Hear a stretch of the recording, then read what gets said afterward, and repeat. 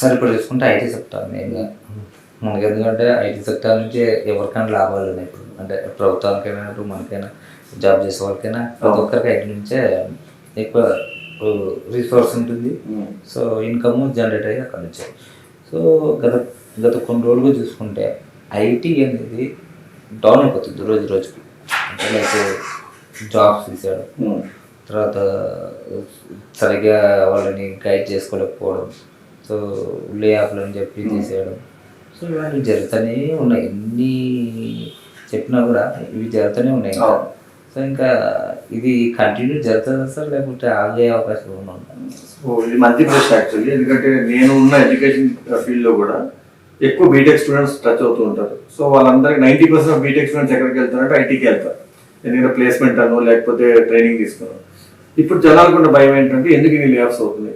ఒక రోజేమో యూఎస్లో 1,00,000 జాబులు పోయినాయి అంటే, ఇంకొక రోజేమో 30,000 మందిని తీసేశారు, గూగుల్ 5,000 మందిని తీసేసింది, రకరకాల వార్తలు, గూగుల్, మైక్రోసాఫ్ట్ ఎక్కడ నుంచి. మనం గుర్తుపెట్టుకోవాల్సింది ఏంటంటే ఈ ఐటీ సెక్టర్ అనేది ఒక సైన్ వేవ్ లాగా వెళ్తుంటుంది. సైన్ కాస్ అనే వేవ్స్ అని ఇట్లా మన ఆల్టర్నేట్ కరెంట్ ఉంటుంది, ఏసీ కరెంట్ లాగా వేవ్స్ వెళ్తుంటాయి. సో ఎప్పుడైనా సరే మనకు తెలుగులో కూడా సామెత ఉంది, పెరుగుట విరుగుట కొరకే అనేది.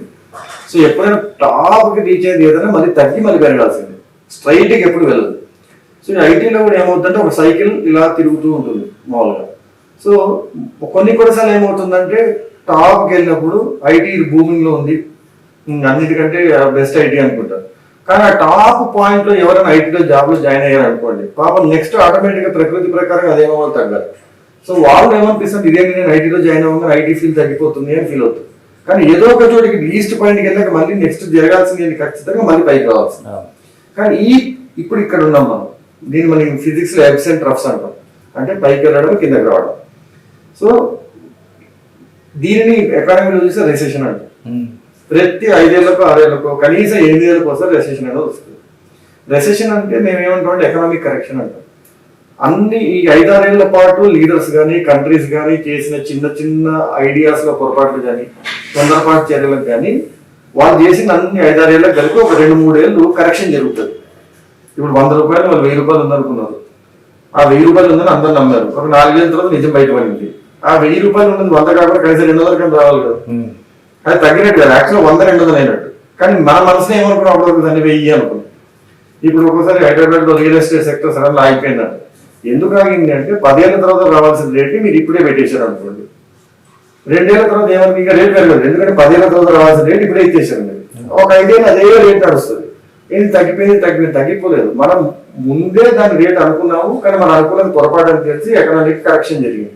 దీన్ని రెసెషన్ అంటారు. ఈ రెసెషన్ జరిగినప్పుడు ఏమవుతుందంటే, ఇప్పుడు మీరు ఒక కంపెనీ ఉంది, నాకు ఒక 10,000 మంది ఎంప్లాయీస్ అవసరం అనుకుని మీరు 10,000 మందిని తీసుకున్నారు. మీకు వచ్చిన ప్రాజెక్ట్ 2,000 మంది జాలని తెలిసింది. ఇంకొక ప్రాజెక్ట్ వస్తుంది, ఇంకో 1 year వెయిట్ చేశారు. కానీ 1 year వాళ్ళకి జీతాలు ఇవ్వాలి కదండి, వాళ్ళు బెంచ్ మీద పెట్టి జీతాలు ఇచ్చారు. ఇంకో 1 year తర్వాత మీకు ఇంకో 2,000 మంది మాత్రం అవసరం ఉన్నారు. మరి మిగతా 6,000 మంది మీరు ఏం చేయాలి? ఇంకో 1 year అని భరించాలి, లేదంటే సారీ అమ్మ అని బయటకు పంపి. కొన్ని కంపెనీస్ ఇంకొక 1 year భరిస్తాయి, కొన్ని కంపెనీస్ ఇంకా తట్టుకోలేకపోతున్నాం అమ్మా, ఎందుకంటే కంటిన్యూస్ గా ప్రాజెక్టులు మిస్ అవుతున్నాయి అనుకోని వెళ్ళిపోమంటారు. దీన్ని ఎకనామిక్ కరెక్షన్ అంటారు. అప్పుడు వీళ్ళందరూ ఏమంటారు, ఏదైనా జాబ్ వెళ్ళిపోయింది అనుకుంటారు. మళ్ళీ లక్కీగా వేరే కంపెనీస్ ప్రాజెక్ట్స్ తగిలే ఛాన్సెస్ ఉంటే వీళ్ళు ఎక్స్పీరియన్స్ పెట్టుకుని అక్కడికి వెళ్ళే ఛాన్స్ ఉంది. సో ఎప్పుడైనా ఒక ఫ్రెషర్ అనేవాడికి ఎప్పుడు ఇబ్బంది ఉండదు, ఎందుకంటే ఇప్పుడిప్పుడే కంపెనీలోకి వెళ్ళే వాడికి ఫస్ట్ లెవెల్ వెళ్తాడు కాబట్టి కంపెనీస్ వాళ్ళు ఎప్పుడు ఇన్వైట్ చేస్తాయి. 3-4 years నుంచి 10 years ఎక్స్పీరియన్స్ ఎవరికైతే ఉంటుందో వాళ్ళ అవసరం కంపెనీకి ఉంటే, ఎందుకంటే వాళ్ళకి హై సాలరీ పే చేయాలి ఫ్రెషర్ కదా.